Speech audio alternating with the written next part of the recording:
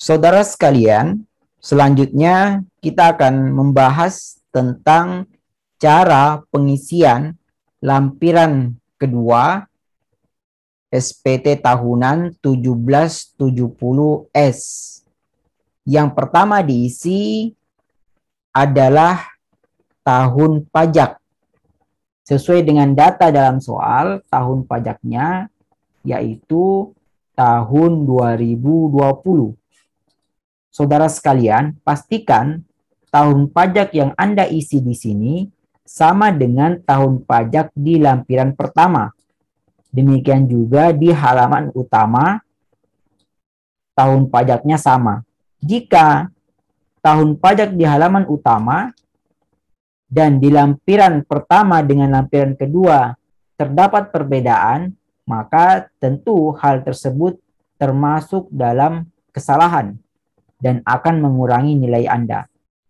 Atau misalnya, Anda lupa mengisi tahun pajak di salah satu halaman ini, maka nilai Anda akan berkurang. Seperti itu. Dan perlu saya tegaskan bahwa tahun pajak ini berdasarkan data dalam soal. Jika data dalam soal tahun 2035 misalnya, maka di sini dicantumkan tahun 2035 seperti itu. Berikutnya yang diisi adalah NPWP. NPWP Tuan Sulaiman Ibrahim, kemudian nama wajib pajak di bagian yang ini.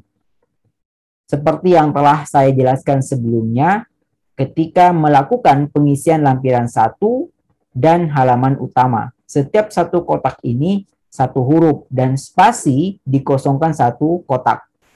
Berikutnya, saudara sekalian, untuk bagian yang A, penghasilan yang dikenakan PPh final dan atau bersifat final, ini hanya diisi pada tabel ini. Saya akan berikan warna kuning dulu supaya jelas. Untuk tabel yang berwarna kuning ini, Anda hanya boleh mengisi jika data disiapkan dalam soal. Jika data tidak disiapkan dalam soal, maka dikosongkan. Sebagai contoh, untuk kasus yang kita bahas ini, mulai dari nomor 1 sampai dengan nomor 12, tidak ada data yang disiapkan dalam soal, oleh karena itu dikosongkan. Dikosongkan diisi strip seperti ini.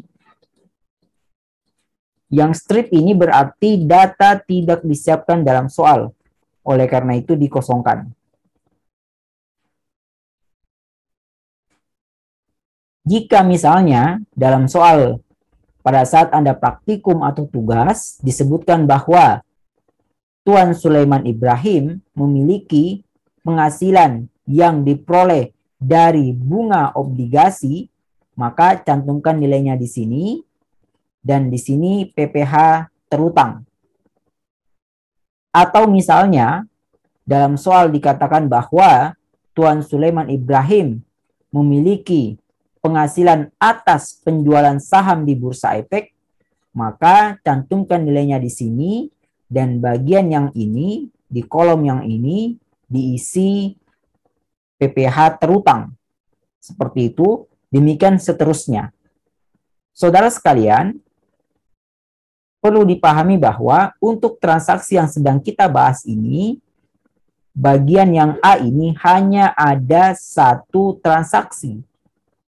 Atau hanya ada satu data saja, yaitu pada nomor yang ke-13. Tentang penghasilan istri dari satu pemberi kerja. Sebesar Rp52.282.000 dengan nilai PPh terutang Rp14.100. Adapun yang nomor 14 ini tidak ada data dalam soal, oleh karena itu dikosongkan atau diisi strip. Saudara sekalian, perlu dipahami sumber dari nilai ini. Dari mana diperoleh Rp54.282.000? Angka ini diperoleh dari formulir 1721A1 atas nama Nyonya Umi Kalsum, yaitu pada bagian bawah yang ini terkait dengan jumlah penghasilan bersih atau penghasilan neto selama 1 tahun, yaitu di tahun 2020 sebesar Rp54.282.000. Angka inilah yang dipindahkan ke lampiran 2 SPT 1770S. Selanjutnya, PPh terutang Rp14.100 ini diperoleh dari formulir yang sama, yaitu 1721A1 atas nama Nyonya Umi Kalsum. Di bagian bawah ini telah dicantumkan PPh pasal 21 terutang sebesar Rp14.100. Angka inilah yang dipindahkan di sini. Maka untuk bagian yang A ini hanya ada satu data terkait dengan Tuan Sulaiman Ibrahim. Oleh karena itu, meskipun hanya satu data, tetap harus dijumlahkan. JBA ini kepanjangannya jumlah bagian A, yaitu Rp14.100. Saudara sekalian, saya perlu jelaskan secara rinci mengapa penghasilan Nyonya Umi Kalsum dicantumkan di lampiran kedua. Maka jawabannya adalah karena status kewajiban perpajakan suami istri antara Tuan Sulaiman Ibrahim dengan Nyonya Umi Kalsum adalah kakak. Berhubung statusnya kakak, maka penghasilan istrinya masuk di lampiran kedua SPT tahunan 1770S Tuan Sulaiman Ibrahim. Jika status kewajiban perpajakan suami istri bukan kakak, misalnya MT, maka penghasilan Nyonya Umi Kalsum tidak dicantumkan di sini. Tentu akan ada pertanyaan, di mana dicantumkan penghasilan Nyonya Umi Kalsum? Maka jawabannya adalah Nyonya Umi Kalsum membuat sendiri SPT 1770S.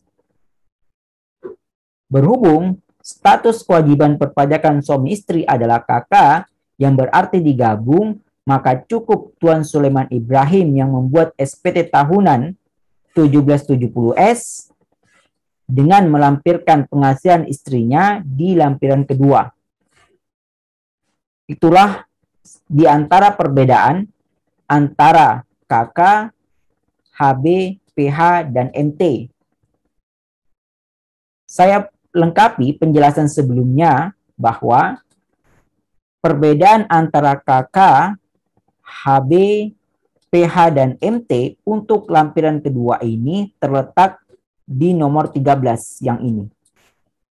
Jika PH, maka penghasilan istrinya tidak dicantumkan di sini. Karena PH itu kepanjangannya pisah harta. Dan jika HB juga tidak dicantumkan di sini. Karena HB kepanjangannya hidup berpisah. Demikian juga jika MT memilih terpisah. Maka penghasilan istrinya tidak dicantumkan di sini. Seperti itu. Seperti yang telah saya katakan juga, istrinya membuat SPT 1770S tersendiri, berbeda dengan SPT suaminya. Saudara sekalian, selanjutnya, setelah selesai bagiannya A diisi, dan pastikan Anda sudah memeriksa dengan baik semua unsur yang perlu diisi di sini, dan memang tidak ada data yang disiapkan dalam soal, maka dilanjutkan ke bagian B, terkait dengan harta pada akhir tahun. Tentu, harta yang dimaksud di sini adalah harta milik bersama suami istri tersebut seperti yang telah saya jelaskan sebelumnya. Harta yang diisi sesuai dengan data dalam soal untuk Tuan Sulaiman Ibrahim dan Nyonya Umi Kalsum terdapat 4 keterangan atau 4 rincian harta yang dimiliki. Pertama, kas tunai, kemudian kas di bank dengan sistem simpanan wadiah, kemudian tanah dan bangunan, dan yang keempat mobil. Tahun perolehannya 2020 dan ini harga perolehan yang telah disiapkan di dalam soal. Maka jumlah bagian B ini adalah 455.293.000 rupiah. Saudara sekalian, untuk pengisian bagian yang B ini, perhatikan ini, kode harta cukup diisi yang 3 ini saja. Ini 1, 2, 3. Yang ini dikosongkan. Sehingga pada saat praktikum atau tugas, Anda silahkan kosongkan yang ini dan contoh yang sudah ada ini ikuti. Kodenya seperti ini, susunannya pun ini. Untuk tahun perolehan, tahun 2020. Kemudian ini harga perolehan yang disiapkan di dalam soal. Anda tidak boleh merubah angka yang sudah ada di dalam soal. Namun, angka yang tidak ada atau keterangan yang tidak ada, Anda boleh tambahkan jika memang diinstruksikan. Saudara sekalian, saya kira untuk bagian yang B ini sudah cukup jelas. Angkanya sudah ada di dalam soal, tinggal dicantumkan saja di dalam tabel yang sudah disiapkan ini. Berikutnya, untuk bagian yang C, tentang kewajiban atau utang yang dimiliki pada akhir tahun. Dalam soal keterangannya, ada hutang bank sebesar 163.278.000 rupiah. Jika misalnya Tuan Sulaiman Ibrahim memiliki banyak hutang, maka diurutkan di sini. Dan dicantumkan nilainya masing-masing sesuai dengan urutannya. Kemudian dijumlahkan. Berhubung dalam soal, data terkait dengan utang Tuan Sulaiman Ibrahim hanya 1, yaitu di bank, maka cukup dituliskan 1 saja di sini sesuai dengan data di dalam soal. Selanjutnya, pada saat Anda praktikum atau tugas, nama banknya silakan buat sendiri, demikian juga alamat pemberi pinjaman atau alamat banknya silakan dicantumkan sendiri. Anda yang buat sendiri alamatnya, yang jelas tetap harus diisi. Sebagaimana yang telah saya jelaskan pada pembahasan sebelumnya. Berikutnya, untuk bagian yang D ini, daftar susunan anggota keluarga. Di dalam soal dikatakan bahwa nama istrinya Umi Kalsum, statusnya atau hubungan keluarga istri, pekerjaannya karyawan swasta. Kemudian memiliki 1 tanggungan. Contoh, nama anaknya Bunaya Ibrahim, kemudian hubungan keluarga anak, pekerjaannya tidak atau belum bekerja. Saudara sekalian, ketika praktikum, silakan Anda buat sendiri nama anaknya di sini, sesuai kehendak Anda. Nick-nya juga silakan Anda acak sendiri. Demikian juga untuk nick istrinya. Yang jelas tetap harus diisi. Dan jumlah digitnya ikuti jumlah yang ada ini. Angkanya silakan di random saja, karena memang untuk kebutuhan latihan. Saudara sekalian, seperti inilah cara pengisian untuk lampiran kedua. SPT tahunan wajib pajak orang pribadi 1770S. Seperti ini pengisiannya. Setelah selesai lampiran kedua ini diisi, dan Anda telah memastikan bahwa tidak ada lagi unsur yang terlewatkan, atau tidak ada lagi bagian yang perlu diisi yang datanya disiapkan di dalam soal. Maka silakan lanjutkan prosesnya ke tahap berikutnya, yaitu mengisi halaman utama SPT tahunan 1770S.